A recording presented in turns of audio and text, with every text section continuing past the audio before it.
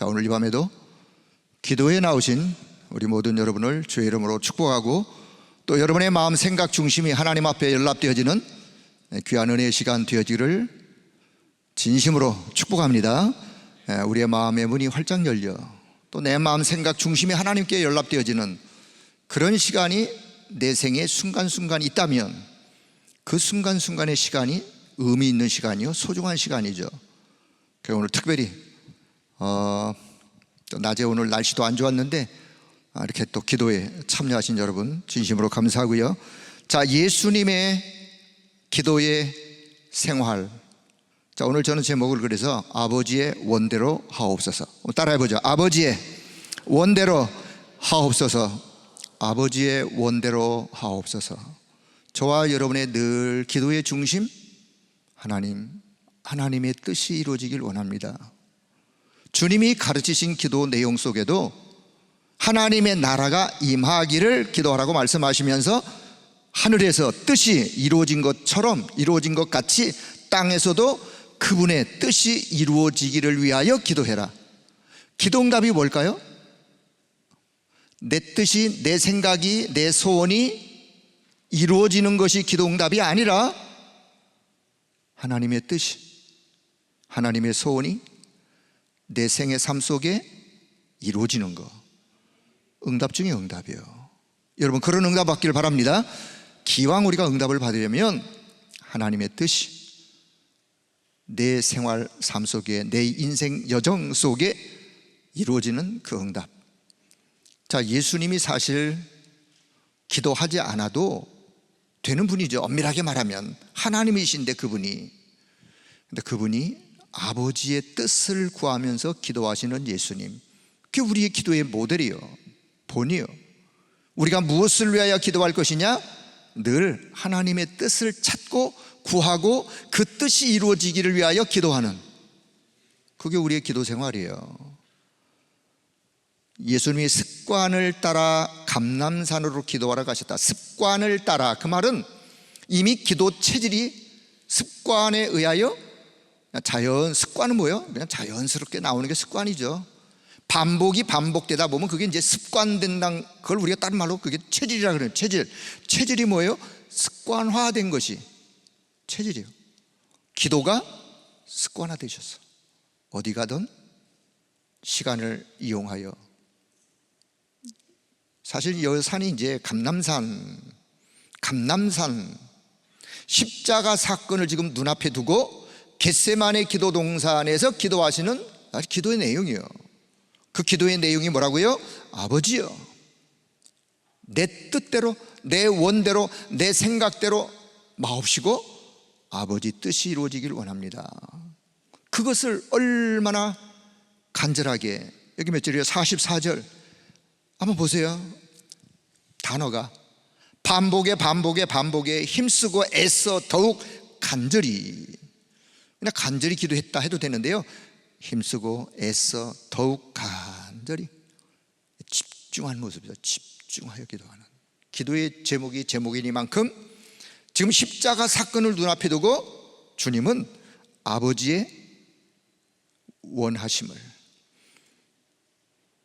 자, 예수님이 공생의 3년 동안 많은 말씀도 하셨고 기적과 이적도 베푸셨고 한데 다 몽뚱그려서 한마디로 표현한다면 아버지의 뜻을 이루기 위하여 이 땅에 오셨고, 아버지 뜻을 이루기 위하여 기도하셨고, 결국 이 땅을 떠날 때 아버지의 뜻을 다 이루시고 승천하시고, 지금도 그 아버지의 뜻이 우리에게 이루어져 가고 있는, 이루어지기를 원하고 있는 그거 아니겠습니까? 그래서 참 기도란 그리스도 안에서 모든 것을 이미 저와 여러분은 다 받았어요.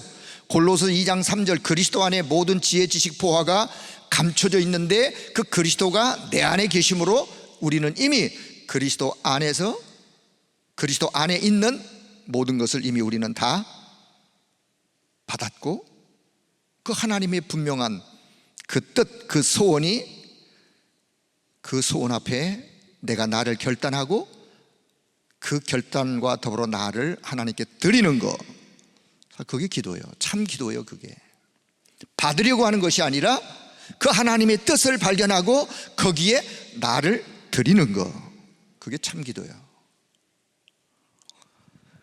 자, 그런데 예수님이 오늘 본문에 보면 제자들의 모습을 보면서 오늘 저와 여러분의 모습이 아닌가 합니다.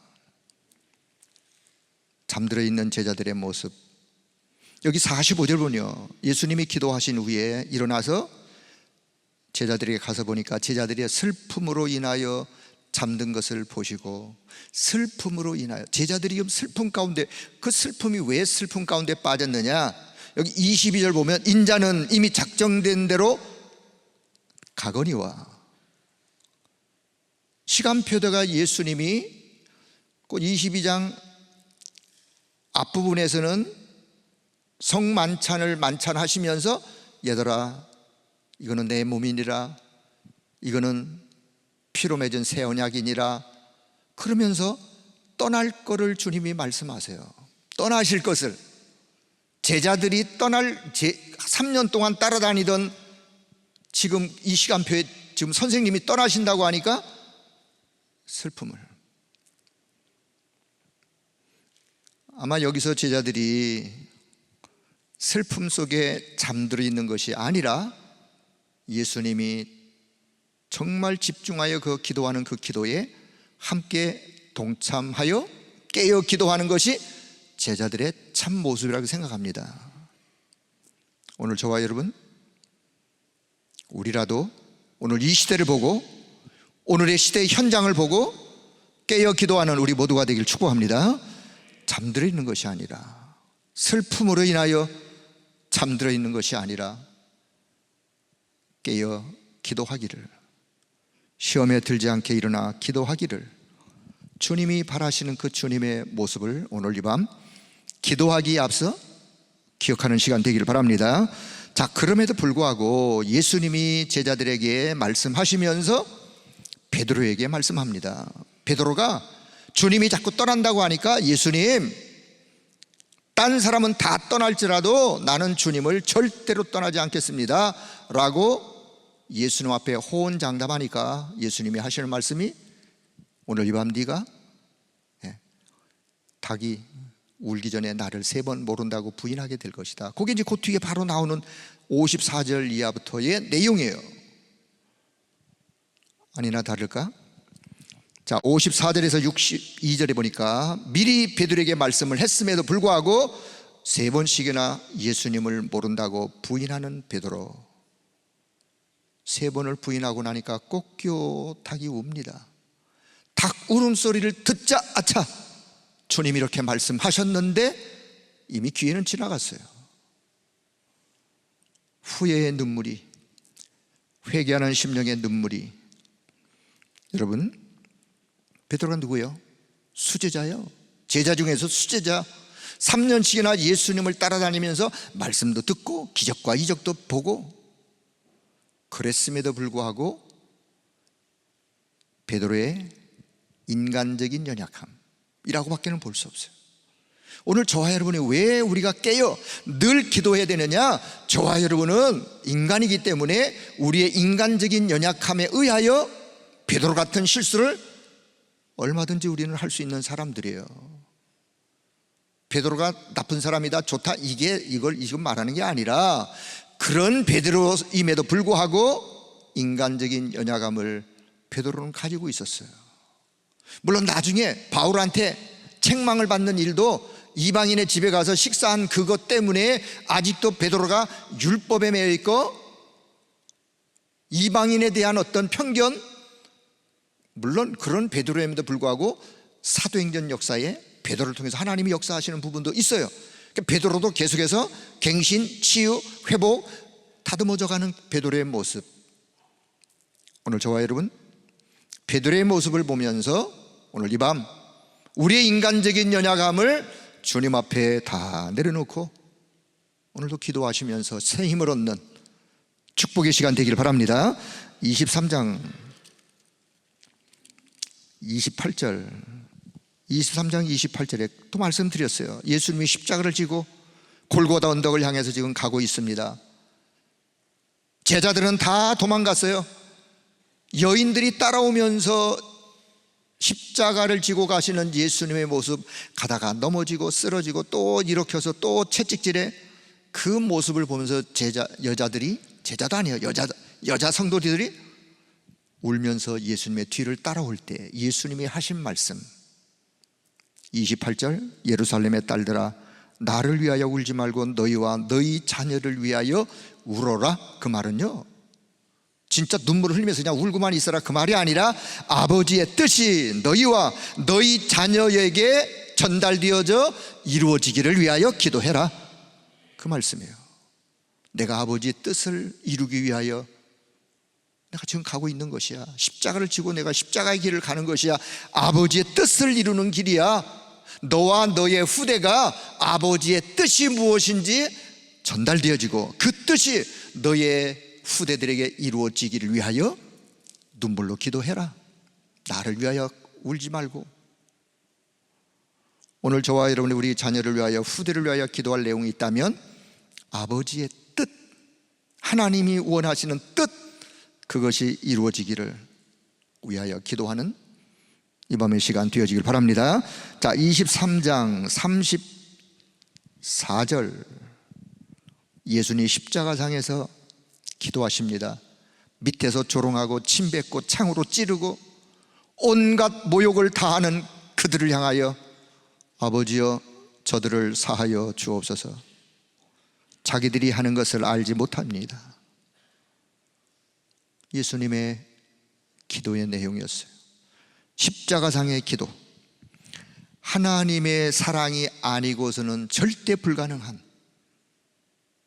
우리 같으면 그럴 수 있겠습니까? 저들을 용서해 달라고, 저들을 향하여 하나님의 사랑을 전달하고 계신 십자가상의 기도. 좌우편의 강도가 달렸어요. 한편의 강도가 예수님을 향하여 조롱하듯 또 이야기합니다. 반대편에 있는 강도가 42절, 예수여 당신의 나라에 임하실 때 나를 기억해 주세요. 당신의 나라에 임하실 때, 당신의 나라가 어디예요? 하나님의 나라. 그 나라에 임하게 되으실 때 나를 기억해 달라. 이 말은 예수여 당신의 하나님 나라의 그 은혜가 내게 필요합니다. 하나님 나를 받아주세요. 예수님, 주님 나를 받아주세요. 그때 43절, 예수께서 이르시되, 지금 43절은 어떤 타이밍이냐? 지금 온몸에 물과 피가 다 쏟아지고 지금 생을 마무리하는 그 시점에, 그 순간의 찰나에 오늘 내가 나와 함께 낙원에 있으리라 라고 말씀하시는 주님, 마지막 십자가에 달려 돌아가시면서까지 한 영혼을 구원하시는 그리스도, 한 영혼을 구원하세요. 뭐 그 일 때문에 오셨죠. 그 일 때문에 한 영혼을 구원하기 위하여 오셔서 하나님의 나라를 증거하셨고 아버지의 뜻을 전달하셨고, 아버지의 뜻은 결국은 생명 살리는, 한 사람 한 사람을 하나님 나라의 축복을 전달해서 생명 살리는. 그래서 내가 오늘 나와 함께 낙원에 있으리라, 운명의 순간에도 한 영혼을 구원하시는 그리스도의 모습을 보게 됩니다. 자, 요한복음 19장 30절, 드디어 십자가상에서 내가 다 이루었다. 주님이 말씀하세요. 선언하세요. 내가 다 이루었다. 무엇을 이루셨어요? 아버지의 뜻을. 아버지의 뜻을 가지고 이 땅에 오셨다가 아버지의 뜻을 내가 다 이뤘다 선언하시는 그리스도. 사단의 세력을 깨트리시고, 원죄의 저주 재앙의 세력을 깨트리시고, 지옥 배경의 세력을 깨트리시고, 아버지의 뜻을 다 이루시고 끝내신 그리스도, 그 선언. 자, 요한복음 21장 15절 이하에 뿔뿔이 흩어진 제자들, 부활하신 주님이 베드로에게 찾아가십니다. 베드로야, 너 왜 그랬니? 라고 말씀하지 아니하시고 한 가지를 물으셨다 그랬잖아요. 네가 나를 사랑하느냐? 주님은요, 오늘도 저와 여러분에게 하나만 확인하세요. 너가 정말 나를 사랑하니? 오늘 우리의 상태, 어떤 현실의 어떤 그걸 따지지 않습니다. 주님을 사랑하느냐? 그래? 그러면 됐어. 너가 얼마나 많은 죄를 졌던 주님은 그거 따지지 않습니다.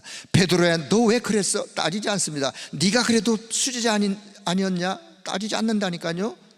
너 날 사랑하니? 예, 주님, 제가 주님을 사랑합니다. 3번씩이나 베드로가 진짜 마음속에 나 주님 사랑합니다.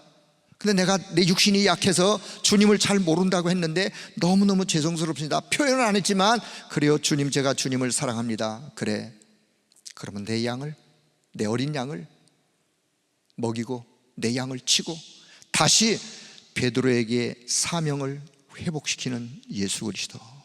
오늘 저와 여러분에게도 마찬가지예요. 우리가 어떤 잘못을 하고 혹 예수님을 모른다라고 했던 베드로 같은 혹 그런 연약함 속에 혹 빠졌었을지라도 주님을 사랑하는 사랑 하나 확인하면 모든 것을 주님은 그래서 다시 의미 있는 인생으로, 가치 있는 인생으로, 생명 살리는 인생으로 그렇게 회복시키시는 것이 그리스도예요.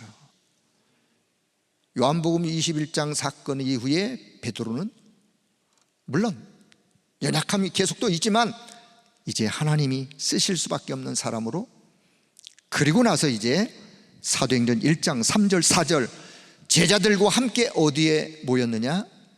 감람산에 모였어요. 감람산의 마지막 강단 40일 집중을 통한 뿔뿔이 흩어진 제자들에게 찾아가셔서 그들을 다시 불러서 감람산에서 집중하여 무엇을 말씀하셨다고요? 하나님의 나라, 하나님의 나라의 일. 왜요? 그것을 위하여 주님이 오셨거든요. 그게 아버지의 뜻의 핵심의 내용이에요. 그래서 40일 동안 집중을 통하여 각인뿌리 체질을 갱신시키시는, 오늘 저와 여러분에게 이 은혜가 필요한 줄로 믿습니다. 우리의 연약함에도 오늘 다시 감람산에서 예수님이 40일을 집중하면서 우리의 각인뿌리 체질을 갱신시키셨던 그리스도의 그 은혜, 오늘 그 은혜가 우리에게 필요한 거예요. 그러니까 내 안에 세상적인 것, 육신적인 것, 율법적 요소들로 요새화된 견고한 망대, 오늘 이 밤 오늘 하나님 앞에 다 내려놓고 이런 견고한 흑암의 망대가 무너지고 하나님이 주신 것으로 내 안에 든든한 하나님의 절대 망대가 세워지는 귀한 밤 시간 되길 바랍니다. 그래서 우리가 기도하는 거예요. 그것을 놓고 기도하는 거예요. 그래서 기도가 필요한 거예요. 그 길만이 내가 사는 길이요, 이 시대를 살리는 길이요. 우리는 지금 중요한 시간표에 와 있어요. 여러분, 사단에게 속지 말기를 바랍니다. 우리는 중요한 시간표에, 기도하는 여러분들은 여러분의 기도 속에 정말 하나님이 주시는 영적 힘을 가지고 오늘 이 시대를, 오늘의 현실의 혹 어려움을 믿음으로 극복하고 이겨나가는 여러분 모두가 되길 축복합니다. 나 한 사람이 혹시 우리가 복음운동을 안 한다면 사단의 공격도 받을 이유가 없어요. 왜?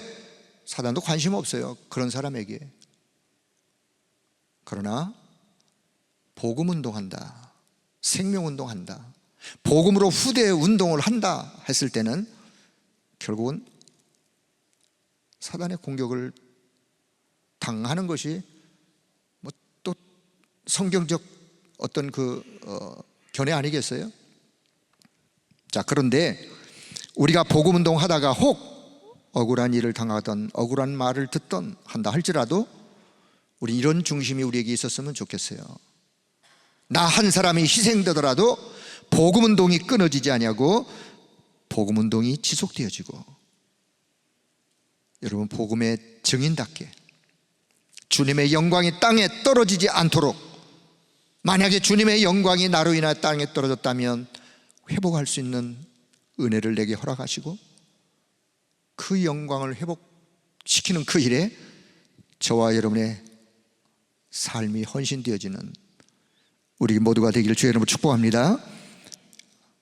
제가 직접 해외 현장에 가서 확인했던 현장들 중에 몇 가지를 좀 생각나는 현장이 있어서 소개를 합니다. 물론 저희 교회에 많은 다민족들이 와서 훈련받고, 그리고 또 이렇게 다시 자기네 나라로 돌아가서 나름대로 복음운동, 말씀운동, 전도운동을 펼치는 렘넌트들이, 또 그 일에 헌신하는 사역자 일꾼들이 있습니다. 제가 잘 몰라서, 아니면 또 제가 직접 그 현장에 안 가봤기 때문에 못 본 데는 제가 뭐라고 말씀을 드릴 수가 없고, 저 그 카톡방에 MRTS, 그냥 이게 또 뭐 혹시라도 그냥 MRTS, 우리 렘넌트가 한국에 와서 우리 선교관에서 훈련받고 덕평 RTS 가서 또 말씀 훈련받고, 그리고 가서 MRTS 신학교의 교수가 되어 강의하는 사진이 보내왔어요. 얼마나 참 마음이 뿌듯한지, 마음이 참 뿌듯한 거예요. 왜요? 여기에서 훈련받았던 렘넌트가 그 나라에 가서 자기 나라 언어로 그 후대들한테 말씀으로 신학 교육을 한다는 게 얼마나 감사한 일이에요. BRTS, 그분은 한국에 근로자로 왔어요. 근로자로 와가지고 다락방 전도 훈련을 만나서, 우리 교회 어느 권사님 천국 가셨지만 집사님이요, 그때 그분을 만나서 복음 받고, 저 그 현장, 그분과 함께 일주일을 그 현장을 전 지역을 순회했어요. 근데요, 참 놀란 게, 물론 그 한 사람이 세워지기까지 그를 주변에서 도왔던 여러 많은 손길과 하나님의 은혜가 당연히 있었죠. 뭐 혼자서 그렇게 되겠어요.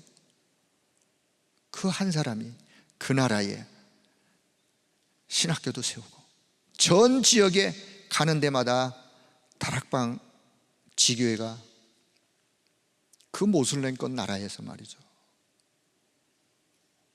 거기서도 신학, 이번에 지금 강의 이렇게 하고 있다고 사진을 찍어, 지금 사진 찍어 왔기 때문에 제가 얘기하는 거예요.